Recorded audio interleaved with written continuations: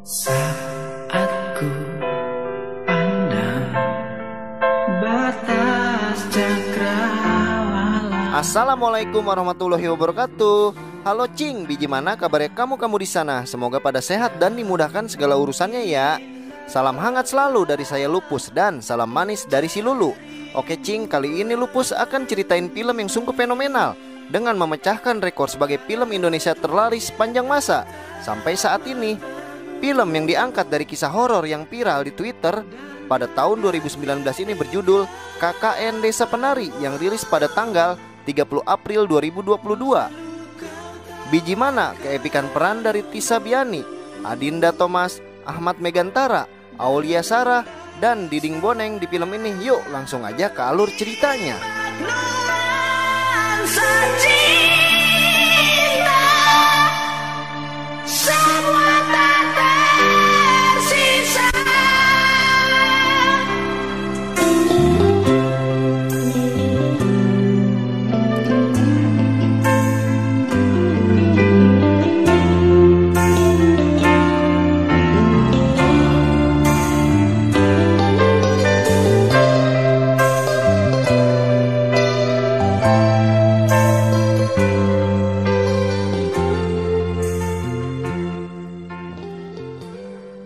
Pada suatu ketika datanglah 3 orang mahasiswa yang akan melakukan KKN di suatu tempat terpencil jauh di dalam hutan. Mobil pun tak sampai desa tersebut karena jalan yang sempit serta curam. Mereka pun naik ojek ke tempat tersebut.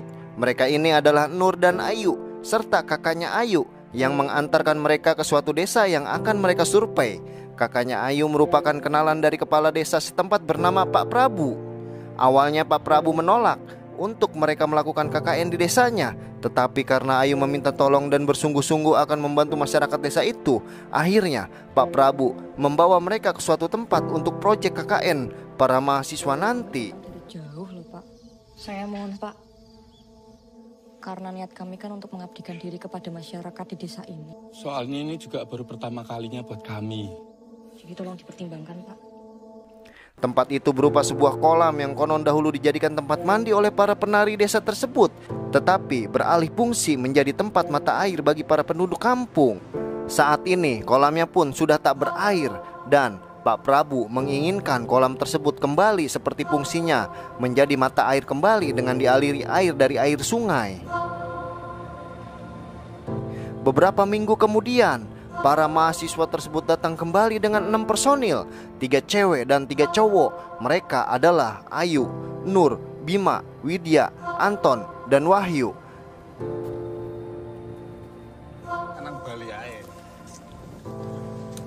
Mereka pun semua menikmati perjalanan itu.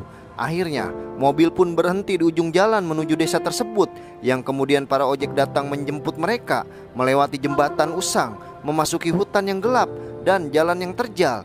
Akhirnya perjalanan mereka pun berhenti di sebuah gapura pintu masuk desa yang Pak Prabu sudah menunggu di sana. Teman-teman, ini Pak Prabu, kepala desa di sini. Pak Prabu pun menjelaskan kepada para mahasiswa tersebut tentang desanya yang belum dialiri listrik, tidak ada kamar mandi, jadi untuk cowok mandinya di sungai.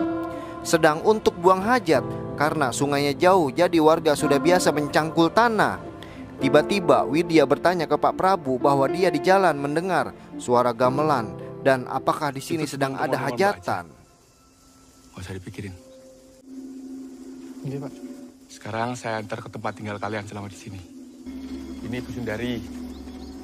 Nanti untuk sementara mbak-mbaknya akan tinggal di rumah Bu Sundari. Ayo Mas, kita ke posyandu sebelah ya. Di malam hari, di saat 2 wanita itu sedang terlelap tidur, tetapi Widya yang di siang hari mendengar suara gamelan di hutan tidak bisa tidur dan dia pun terbangun. Ditemani sunyi dan suara jangkrik, pandangan Widya pun dibuat khawatir serta takut karena dia melihat sesosok bayangan yang tidak ada orangnya.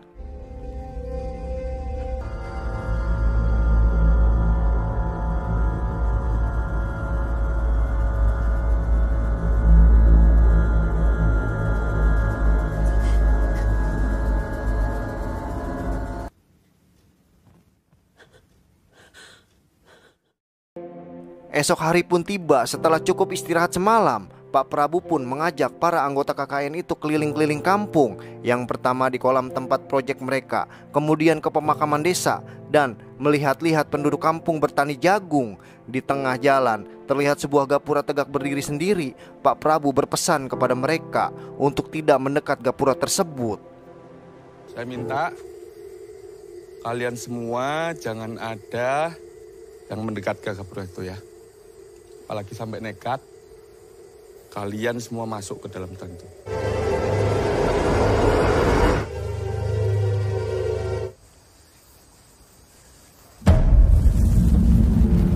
Di saat mereka mau mandi, Widya pun merasa heran dengan para penduduk di desa tersebut yang semuanya sudah tua-tua dan tidak ada yang seumuran dengan mereka. Bilik mandi tersebut berada di samping kolam. Nur pun masuk dahulu untuk mandi. Suasana seram pun tergambar di dalam bilik itu. Nur yang ketakutan dari dalam bilik tidak bisa membuka pintu tersebut, sedang Widya di luar hanya bisa mendengar suara gamelan dengan tenang.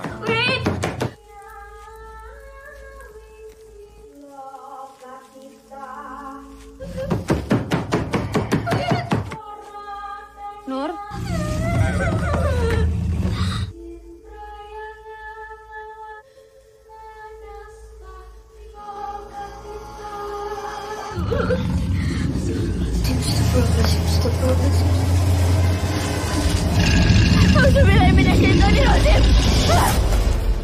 Di saat Nur sudah bisa keluar, dia pun tak bilang apa-apa ke Widya, yang kemudian Widya pun mulai mandi dalam bilik tersebut.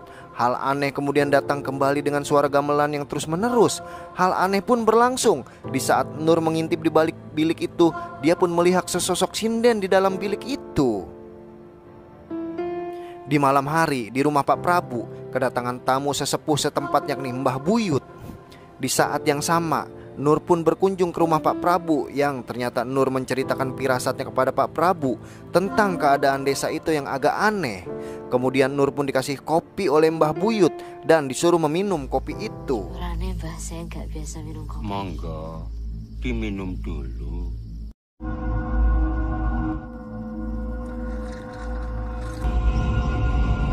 Manis ya. Mbah Buyut pun kemudian menyembelih ayam di samping kolam, yang kemudian Mbah Buyut bilang bahwa Nur lihat adalah salah satu makhluk penghuni desa ini yang marah dengan bawaannya Nur. Dan yang disebut bawaan Nur adalah Mbah Dok, makhluk yang selalu ikuti Nur untuk menjaganya.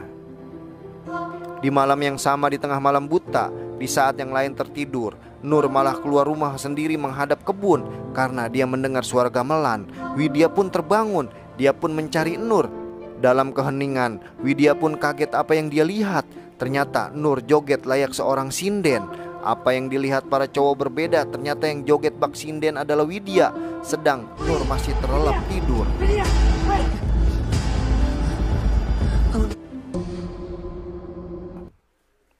Keesokan hari, antara Ayu, Wahyu, dan Widya mendatangi rumah Mbah Buyut diantar oleh Pak Prabu. Mereka pun disodorkan masing-masing satu gelas kopi yang disuruh minum satu persatu. Ayu dan Wahyu langsung seruput kopi tersebut yang ternyata rasanya pahit.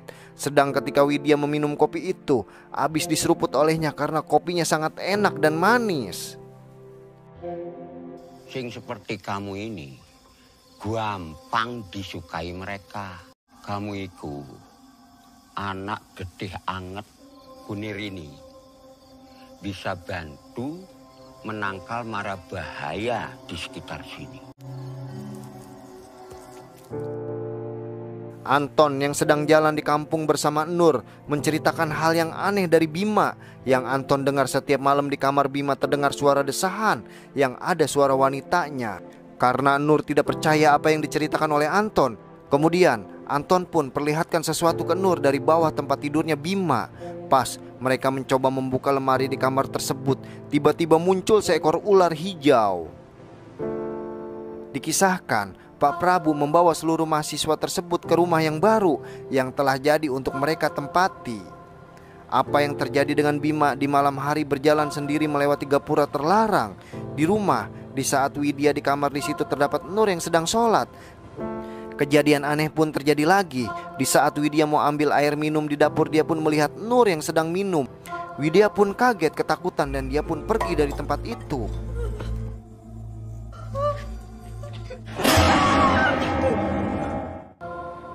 Di suatu pagi, Nur yang baru keluar rumah mendengar ribut-ribut antara Ayu dan Bima. Terdengar Bima marah karena titipan barang untuk Widya Ayu hilangkan. Di waktu yang sama, di saat Widya masih lelungu baru bangun tidur, dia pun dikejutkan oleh seorang penduduk yang lari ketakutan karena di rumah itu ada ular yang besar. Para penduduk pun rame-rame datangi rumah itu, yang kemudian ular tersebut tidak ada. Mana nono ular di dapur? Saya sih nggak ngeliat ada ular, Pak. Di dalam ada ular besar, tapi saiki kok gak ono yo. Justru pas saya lagi di dapur, bapak-bapak ini main dobrak pintu aja, Pak. Nur dan Ayu kemudian diskusi dengan Pak Prabu karena banyaknya kejadian-kejadian aneh yang dialami mereka. Pak Prabu merasa khawatir yang menyuruh kedua anak itu untuk menyudahi KKN-nya di desa tersebut.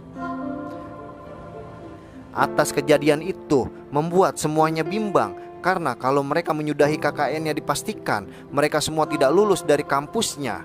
Tiba-tiba Bima datang secara misterius yang masuk tanpa permisi. Lama aku nggak pernah lihat kamu sembahyang. Udah koyo ibadahku. Duduk urusanmu. Karena omongan Wahyu semalam, Nur pun curiga akan jalur napak tilas itu. Dia pun memberanikan diri masuk ke jalan gapura itu. Untuk warga desa, jalan itu merupakan jalan yang tabu dan terlarang. Ternyata di ujung jalan itu terdapat gedung seperti sanggar yang banyak terdapat alat-alat musik. Dan yang lebih mengagetkan lagi, ternyata selain Nur di situ ada orang lain yakni Bima dan Ayu yang sedang berbuat senonoh bercocok tanam pada sebuah kolam mandi. Mereka pun akhirnya dipertemukan oleh Nur yang sedang berada di luar. Di lain kisah, Widya dan Wahyu habis berbelanja di pasar, kemudian mereka pun membeli cilok yang mamang ciloknya mewanti-wanti mereka untuk berhati-hati nanti pulangnya. Akhirnya yang ditakutkan pun terjadi. Motor itu pun mogok. Ketemulah mereka oleh seorang tua yang kemudian membantu mereka.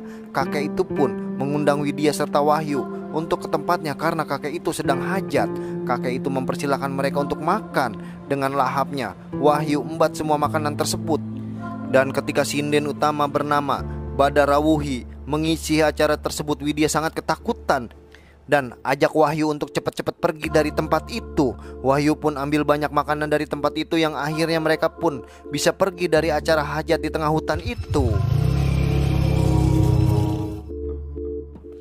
Di saat di rumah di antara mereka bertiga yakni Nur, Bima, dan Ayu sedang serius bicara empat mata yang menyayangkan sikap Bima dan Ayu berbuat nekat di tempat orang.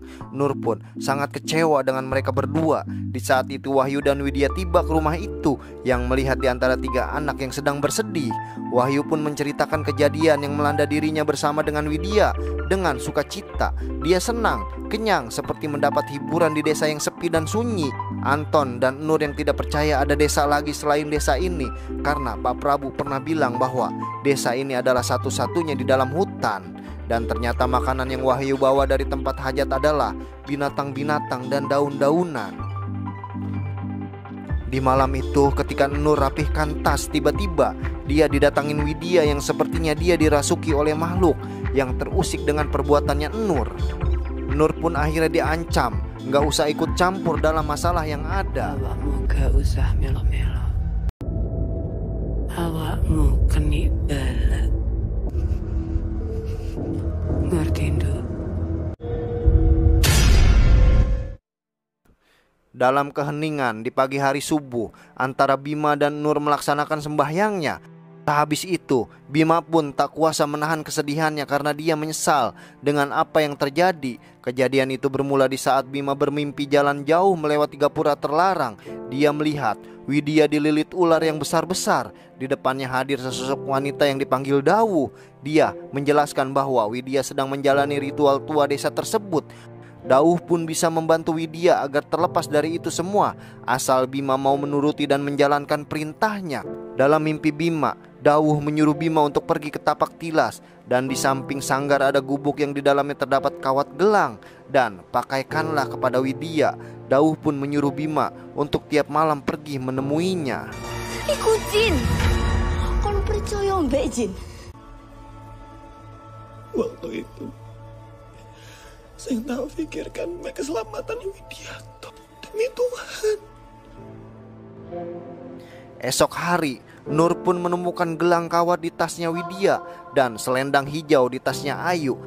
Seketika Nur pun cari Ayu dan tanya maksud Ayu apa. Simpan gelang tersebut di tasnya Widya dan selendang di tasnya. Tetapi Ayu nggak ngaku dan nggak terima Nur buka-buka tas miliknya. Sampai Ayu pun mau bawa ke Pak Prabu.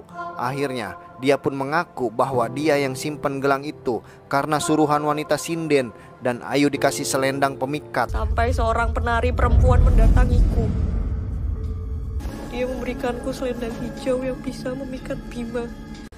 Dia yang memaksaku. Tandanya bersekutu sama jin.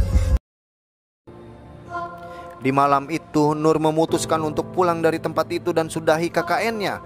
Di malam itu kekecewaan yang mendalam dirasakan oleh semuanya.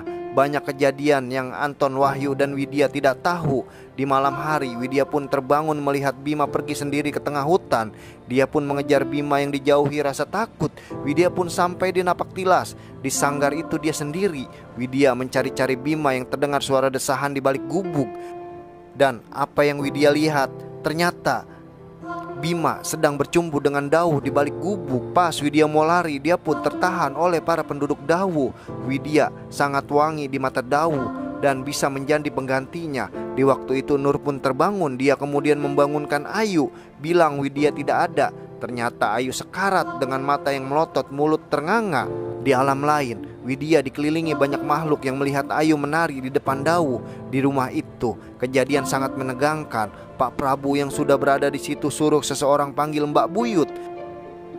Nur kemudian ceritakan tentang gelang kawat dan selendang serta kejadian Bima dan Ayu ke Pak Prabu. Bima karo Ayu berhubungan nang Pak Dimas. Kok Nur? Kok baru cerita sih Nur?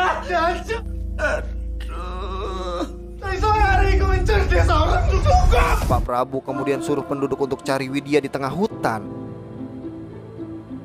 Mbah Buyut pun menjelaskan bahwa siapa yang memakai gelang tersebut bisa menjadi Dauh berikutnya. Dauh itu merupakan gelar untuk sang penari dan penguasa di daerah itu bernama Badar Rahui. Keduanya milik sang penari. Nur pun meminta tolong Mbah Buyut untuk menyelamatkan teman-temannya. Kemudian Mbah Buyut masuk ke kamar yang tiba-tiba seekor anjing keluar dari kamar itu. Anjing itu pun berlari pergi ke tapak tilas dan anjing itu pun menggonggong menghentikan pesta mereka. Widya pun akhirnya pergi dari tempat itu, tetapi Ayu masih tetap menari di sana. Pada akhirnya Widya dapat kembali bersama anjing itu ke rumah di mana Ayu dan Bima sedang alami sekarat.